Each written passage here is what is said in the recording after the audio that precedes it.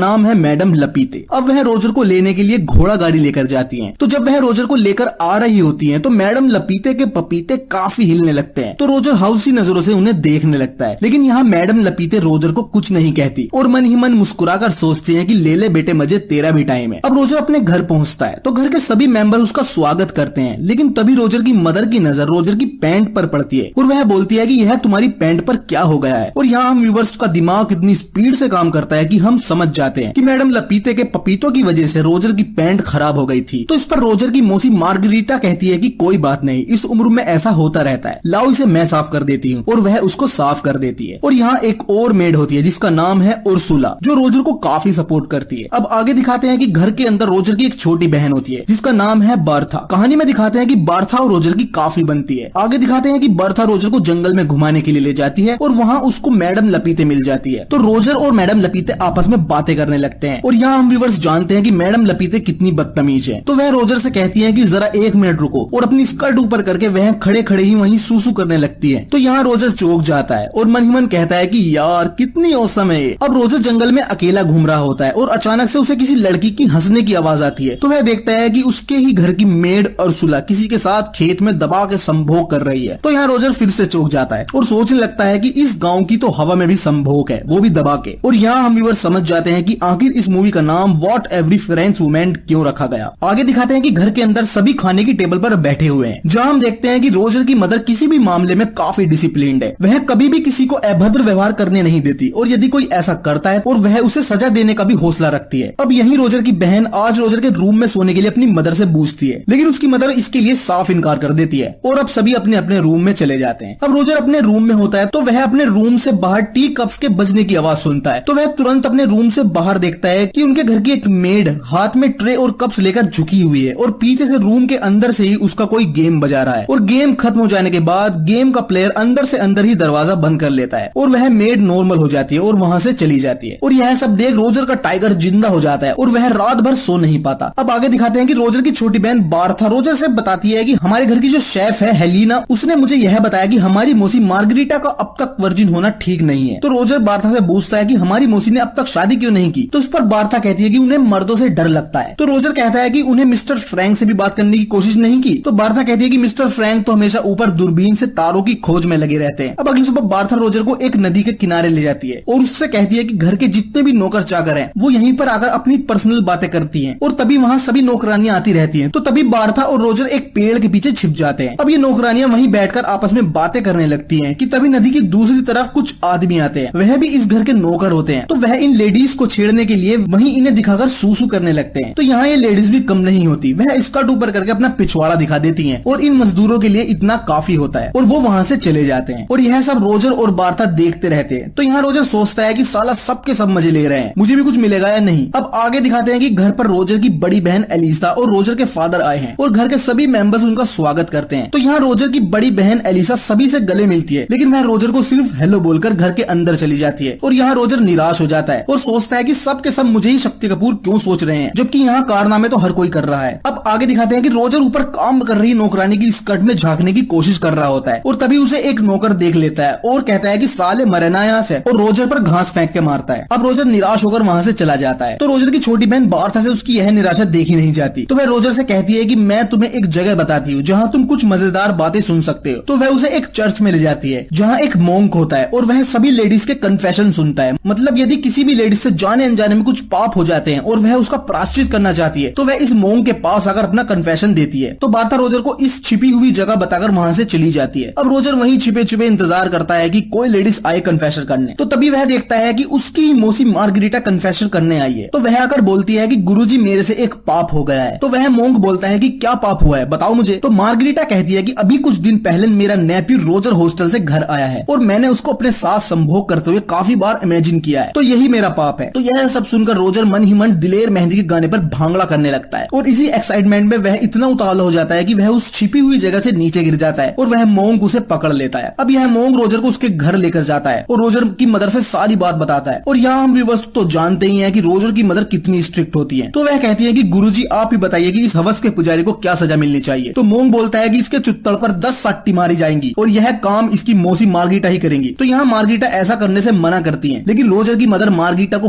Force करती है और मार्गरीटा ही रोजर के चुतल पर 10 साटी मारती है और यहाँ फैमिली के सभी मेंबर्स होते हैं। और तभी वहाँ रोजर की बड़ी बहन एलिसा का मंगेतर भी आ जाता है और वह भी रोजर को पिटता देख खुश होता है। लेकिन यह देख घर की मेड अर्सुला और रोजर की छोटी बहन बार्था जरा भी खुश नहीं होते। अब रोजर अपने रूम में जाकर रोने लगता है और उसे ज्यादा दुख पिटने का नहीं बल्कि इसका होता है कि साला सभी तो चोर हैं, फिर मुझे ही क्यों गलत समझा जा रहा है। अब रोजर को फिर से वही कप्स बजने की आवाज आती है और वह अपने रूम से बाहर जाकर देखता है कि वही प्लेयर अपना गेम बजा रहा है और इस बार वहाँ मिस्टर फ्रैंक भी इस सीन का लुत्फ ले रहे होते हैं। तो रोजर उनको देख लेता है और मिस्टर फ्रैंक रोजर को देखकर वहाँ से तुरंत भाग जाते हैं। अब वहीं अर्सुला आती है और वह रोजर से कहती है कि अगर ज्यादा दर्द हो रहा है तो पिछवाड़े पे क्रीम लगा दूं, लेकिन रोजर मना कर देता है और अर्सुला से पूछता है कि यह हेलिना हर रोज कप्स लेकर आती है और यहाँ न जाने कौन इसका गेम बजा देता है। तो अर्सुला इस पर कहती है कि यह एक सीक्रेट है और यह हर रात की कहानी है और वहाँ से चली जाती है। तो फिर रोजर सोचता है कि मिस्टर फ्रैंक भी तो यह सब देख रहे थे, तो वह शायद जानते हो कि यह क्या हो रहा है। तो रोजर मिस्टर फ्रैंक के पास जाता है और वह देखता है कि मिस्टर फ्रैंक दूरबीन से कुछ देख रहे हैं और रोजर को देख वह चौंक जाते हैं और वहाँ से चले जाते हैं। तो रोजर दूरबीन से देखता है कि आखिर मिस्टर फ्रैंक देखते क्या है। तो वह देखता है कि दो प्राणी आपस में बुरी तरीके से लिपटे हुए हैं। तो यहाँ रोजर समझ जाता है कि तो यह है मिस्टर फ्रैंक के तारों की खोज और वह तभी देखता है कि वहीं एक बुक पड़ी है। तो रोजर उसे खोलकर देखता है तो वह एक गंदी किताब होती है। तो रोजर उस किताब को छुपा लेता है और वहाँ से चला जाता है। रोजर जब वह बुक लेकर नीचे आ रहा होता है तो वह अपनी मदर के रूम से कुछ आवाजें सुनता है। उसके फादर जो एक कर्नल है वह रोजर की मदर के साथ स्टैंडर्डीज अटेंशन कर रहे हैं। तो यहाँ रोजर रूम के बाहर अंदर झांकने की कोशिश करता है, लेकिन तभी रोजर की बड़ी बहन एलिसा का मंगेतर रोजर को पकड़ लेता है और वह कहता है कि मैं तुम्हारी यह हरकत पूरे घर को बताऊंगा। तो रोजर कहता है कि यह किसी को मत बताना, तुम जो बोलोगे मैं वो करूंगा। तो इसके बदले वह रोजर से अपनी गाड़ी धुलवाता है। आगे दिखाते हैं कि रोजर वह गंदी बुक पढ़ने के लिए घोड़े के अस्तबल में जाता है और जब वह उस बुक को पढ़ रहा होता है तभी वहाँ एक मजदूर आ जाता है। तो रोजर उसे देख तुरंत छिप जाता है और तभी वहाँ एक विंडो से वही कप ट्रे वाली मेड हेलिना मुर्गियों को दाना डालने आती है। तो तभी वह मजदूर हेलिना को उस विंडो में फंसा देता है और पीछे से जाकर उसके साथ दबा के संभोग करता है। तो यहाँ हेलिना उसे मना करती है, कहती है कि छोड़ दो मुझे, जाने दो, लेकिन वह मजदूर हेलिना की एक नहीं सुनता। अब रोजर यह सब देख हेलिना को उस विंडो से निकालने लगता है। तो हेलिना कहती है कि रहने दो, ये तो मैं वैसे ही मना कर रही हूँ, लड़कियों की तो ना में भी हाँ होती है। और हेलिना भी मजदूर के साथ दबा के संभोग करती है। आगे दिखाते हैं कि घर के अंदर रोजर की बड़ी बहन एलिसा का मंगेतर रोजर से अपने जूते साफ करवाता है। तो रोजर यह करने से मना कर देता है। तो वह रोजर की मदर से कह देता है कि यह रात को तुम्हारे रूम के बाहर तुम्हारी सारी परेड सुन रहा था। तो यहाँ रोजर की मदर रोजर पर काफी गुस्सा करती है और कहती है कि मेरी लड़की कभी ऐसा गलत काम नहीं करती, बस यही पता नहीं कहां से ठरकी हो गया। तो इस पर रोजर वही गंदी किताब अपनी बहन एलिसा के पास रखकर चला जाता है और बाहर से छिपकर देखता है कि एलिसा इस बुक को पढ़ती है या नहीं। तो जब एलिसा उस बुक को देखती है तो वह शर्माकर उसे छिपा लेती है और बाद में अकेले में जाकर उसे पढ़ती है और इस बुक को पढ़ने के बाद वह बहुत अच्छा महसूस करती है। आगे दिखाते हैं कि रोजर किचन में जाता है और वहाँ अर्सुला होती है। तो रोजर चारों तरफ देखता है कि आसपास कोई नहीं है और वह तुरंत अर्सुला को पीछे से पकड़ लेता है। यहाँ अर्सुला भी उसे यह करने देती है, लेकिन तभी अचानक से किचन में कोई आ जाता है। तो रोजर तुरंत वहाँ से भाग जाता है। तो यहाँ रोजर की ठरक चरम सीमा पर पहुंच जाती है और वह सोचता है कि इस टाइम तो एक ही है जो मुझे आराम दे सकती है, वह है मैडम लपीते। तो वह तुरंत मैडम लपीते के पास पहुंच जाता है और उन्हें पीछे से जाकर पकड़ लेता है। तो यहाँ मैडम लपीते वैसे ही झूठ मूठ का नाना करती है, लेकिन खुद ही रोजर को अपने से लिपटा लेती है। लेकिन तभी बाहर से आवाज आती है कि जर्मनी ने फ्रांस से वार शुरू कर दिया है। तो सभी यह सुनकर बाहर की ओर दौड़ते हैं और यहाँ एक बार फिर से रोजर का काम अधूरा रह जाता है। अब घर के अंदर सभी लोग पार्टी कर रहे होते हैं क्योंकि गाँव के सभी मर्दों को युद्ध के लिए जाना है और मिस्टर फ्रैंक बोल देते हैं कि उन्हें अस्थमा है, वो युद्ध के लिए नहीं जाएंगे। और तभी वहाँ रोजर आता है और जब उसे पता चलता है कि गाँव के सभी मर्द युद्ध के लिए जा रहे हैं तो वह सोचता है कि अब आया है मेरा टाइम, अब मैं अपने सारे बदले लूंगा। और वह एक कविता पढ़ता है। बहुत सताया तुमने, करने नहीं दिया संभोग, बनते हैं यहाँ सब शरीफ, साले ठरकी लोग, किया है मैंने उसके साथ जिससे नहीं था मेरा जोग, जो भी औरत आएगी सामने उसको दूंगा ठोक। और इस कविता को पढ़ने के बाद अब वह सबके जाने का इंतजार करता है, लेकिन यह सब कमीने ऐसे ही नहीं जाते। उस समय फ्रांस में एक रिवाज हुआ करता था कि जब भी सभी लोग युद्ध के लिए जाते थे तो जाने से पहले वह अपने पार्टनर के साथ सामूहिक संभोग करते थे। मतलब सभी लोग जंगल में जाकर एक साथ संभोग करते थे। तो यही रिवाज इस रात को होता है। मतलब सभी अपने अपने पार्टनर को लेकर जंगल में चले जाते हैं और दबा दबा के संभोग करते हैं। और यहाँ रोजर सोचता है कि सालों आज की बात है और कल तुम फौजियों के साथ युद्ध करोगे और मैं भोजियों के साथ। अब सुबह को सभी औरतें अपने अपने पार्टनर को वार के लिए रवाना कर देती हैं और रोजर अपनी कविता के अनुसार अपने प्लान को अंजाम देने के लिए तैयार हो जाता है। सबसे पहले वह अर्सुला को टारगेट करता है और जब वह ऊपर रूम में सफाई कर रही होती है तो वह उसे वहीं जाकर लिपट जाता है और उसके साथ दबा के संभोग करता है। अब संभोग के बाद रोजर अर्सुला से कहता है कि मुझे तुमसे प्यार हो गया है और मैं तुमसे शादी करना चाहता हूँ। तो इस पर अर्सुला कहती है कि जब भी कोई वर्जिन लड़का अपनी वर्जिनिटी खोता है तो वह यही लाइन बोलता है। अब आगे दिखाते हैं कि रोजर इतना खुश है कि ना जाने उसे कौन सा हीरा मिल गया हो, क्योंकि यह उसका पहली बार होता है। अब रोजर के पास उसकी छोटी बहन बार्था आती है और वह उससे कहती है कि मम्मी ने उस मोंग को बुलाया है और वो कुछ कन्फेस करने वाली है, चलो चलकर सुनते हैं कि क्या कन्फेशन है। तो यह दोनों छुपकर सुनते हैं कि रोजर की मदर मोंग से कह रही होती है कि उसके हस्बैंड उसके साथ रात को अलग अलग पोजीशन में करते हैं और फौजी स्टाइल में भी काफी बार करते हैं और मुझे भी यह काफी पसंद है, लेकिन मुझे डर इस बात का है कि यह कोई पाप तो नहीं है। तो उस पर मोंग कहता है कि नहीं, यह कोई पाप नहीं है। जैसा किसान अपने खेत में कुछ भी कर सकता है, ऐसे ही तुम और तुम्हारे हस्बैंड एक दूसरे के साथ कुछ भी कर सकते हो। और यह सब रोजर सुनता है और तभी रोजर की मदर उसको देख लेती है और उससे डांटने लगती है, लेकिन रोजर यहाँ नहीं डरता। वह मोंग से कहता है कि पहले तो तुमने मेरा पिछवाड़ा लाल कर दिया था, लेकिन अब यहाँ कोई मर्द नहीं है जो मुझे पकड़ सके। अब आगे दिखाते हैं कि इस घर की वह शेफ नदी किनारे बैठी है और रोजर मगरमच्छ की तरह पानी के अंदर से आता है और वह उसको भी लिपट जाता है और यह दोनों वहीं पर दबाकर संभोग करते हैं। अब आगे दिखाते हैं कि रोजर के फादर घर पर वापस आए हैं क्योंकि वह कर्नल होते हैं और वो घर पर आते जाते रहते हैं। अब रात को रोजर देखता है कि उसकी मौसी मार्गरीटा और वह शेफ दोनों उसके फादर और मदर के रूम के बाहर सुन रहे हैं। तो रोजर भी उनके साथ सुनने लगता है। तो उन्हें पता चलता है कि अंदर दबा के घपाघप चल रहा है और जब गेम खत्म हो जाता है तो तीनों अपने अपने रूम में चले जाते हैं। तो जब रोजर की मौसी मार्गरीटा अपने रूम में जाती है तो रोजर वहीं उसके बेड पर लेटा होता है और वह अपनी मौसी से कहता है कि तुम अब तक वर्जिन कैसे हो सकती हो, अब तो मैं भी वर्जिन नहीं रहा। और यह दोनों वहीं दबा के संभोग करने लग जाते हैं। अब आगे दिखाते हैं कि वही कप ट्रे वाली हेलिना फिर से आती है, लेकिन इस बार कोई भी गेट नहीं खुलता क्योंकि सभी मर्द तो वार के लिए गए होते हैं। तो वह रोजर के ही रूम में चली जाती है और रोजर उसके साथ भी दबा के संभोग करता है। आगे दिखाते हैं कि रोजर की बड़ी बहन घोड़े के अस्तबल की तरफ जा रही है तो रोजर उसे देख लेता है और वह उसके साथ जाकर दबा के संभोग करता है। अब हर रात रोजर के रूम के बाहर लाइन लगी रहती है, कभी अर्सुला तो कभी एलिना, कभी मार्गरीटा तो कभी शेफ और कभी वह कप ट्रे वाली लड़की। अब अगले सीन में दिखाते हैं कि एलिसा रोजर से आकर कहती है कि वह प्रेग्नेंट है और तभी खबर आती है कि वॉर भी खत्म हो चुका है और सभी अब वापस आ गए हैं। तो यहाँ रोजर को अब डर लगने लगता है कि अब क्या होगा, यह तो सबकी सब प्रेग्नेंट न हो जाए। और होता भी यही है। तभी अर्सुला रोजर के रूम में आती है और वह कहती है कि मैं भी प्रेग्नेंट हूँ और फिर उसकी मौसी मार्गरीटा भी प्रेग्नेंट है। और रोजर सोचता है कि इस प्रॉब्लम का कुछ ना कुछ तो सोचना होगा वरना बीच चौराहे पर फांसी दिलवाएंगे मुझे। अब सभी मर्द घर वापस आ चुके हैं तो रोजर सबसे पहले एलिसा से कहता है कि वह अपने मंगेतर के पास जाए और उसे सेड्यूस करे ताकि सबको यह लगे कि यह बच्चा तुम्हारे मंगेतर का है। और वह एलिसा के बेड पर रेड नेल पॉलिश भी डाल देता है ताकि उसके मंगेतर को लगे कि वह वर्जिन है। अब वह मार्गरीटा को बुलाता है और उससे बोलता है कि वह मिस्टर फ्रैंक के साथ दबा के संभोग करे ताकि यह बच्चा उनका साबित हो जाए। और अर्सुला तो खुद ही एक गांव के काणे से शादी कर लेती है और यहाँ रोजर्स अपने सारे पापों को ठिकाने लगा देता है। और वह यह सब करने के बाद एक बार फिर से कपट्रे वाली के साथ दबा के संभोग करता है। और अब कुछ दिनों बाद इन सबके पेट भटूरे की तरह फूल जाते हैं और यह सब कहते हैं कि वह अपने बच्चे का नाम रोजर रखेंगी। अब फिल्म का आखिरी सीन दिखाते हैं जिसमें रोजर अपने हॉस्टल के लिए जाने को तैयार होता है और तभी वह कप ट्रे वाली रोजर के पास आती है और उससे कहती है कि वह भी प्रेग्नेंट है। तो रोजर कहता है कि तुम्हारे लिए भी अब पति ढूंढना होगा। तो इस पर वह कहती है कि कोई जरूरत नहीं है, मुझे तो कोई भी रूम के अंदर खींच